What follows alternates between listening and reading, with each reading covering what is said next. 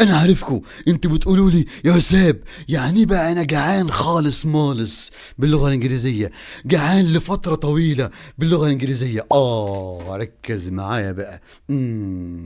لما تكون جعان بتقول I'm hungry big time، يعني انا جعان لوقت كبير، يعني الفتره طويله، يعني جعان خالص مالص، جعان جدا جدا.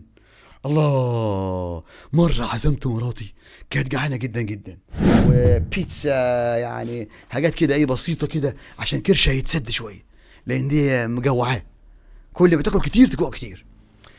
قالت لي I'm hungry big time let's order all the menu. هي تفكر أكل ببلاش ولا إيه؟ أول مرة حد يعزمها لأن دي حنش أكيلة. الله، يبقى لما تكون جعان تقول I'm hungry big time.